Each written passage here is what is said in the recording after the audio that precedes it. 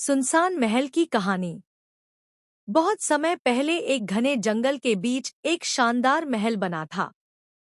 उसकी ऊंची दीवारें और सुनहरे गुंबद दूर दूर तक चमकते थे। वहां एक राजा और रानी रहते थे।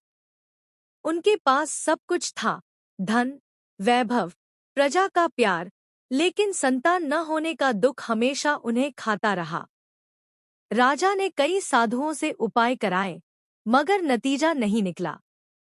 आखिरकार एक रात उसने जंगल के एक तांत्रिक को बुलाया। तांत्रिक ने कहा, राजा, संतान तो होगी, लेकिन बदले में इस महल को बलिदान देना पड़ेगा। राजा ने संतान की चाहत में बिना सोचे समझे हामी भर दी। पर किस्मत को कुछ और ही मंजूर था।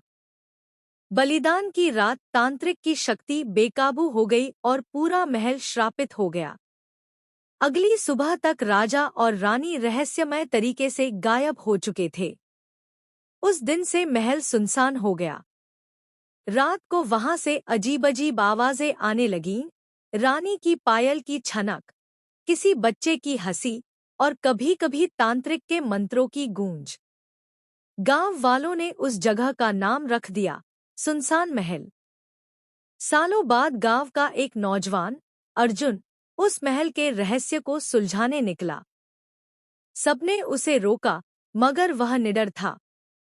हाथ में मशाल लिए वह अंधेरी रात में महल के अंदर पहुंचा। भीतर सन्नाटा ऐसा था कि अपनी सांसों की आवाज भी डराने लगे।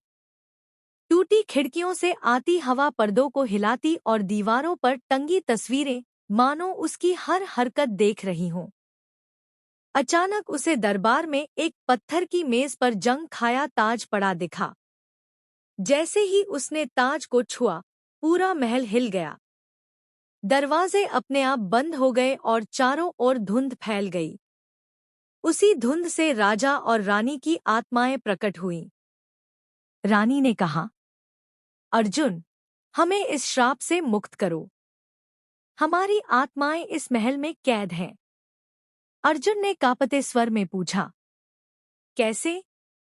राजा बोला, उस तांत्रिक की आत्मा अब भी इस महल की तहखाने में बंद है।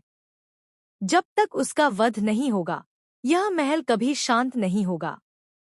अर्जुन मशाल लेकर तहखाने में उतरा। वहां अंधेरा गाढ़ा था, लेकिन बीचों बीच तांत्रिक की हड्डियां आग की लपटों में चमक रही थी। अचानक हड्डियां जोश में हिलने लगीं और तांत्रिक की आत्मा प्रकट होकर गरजी,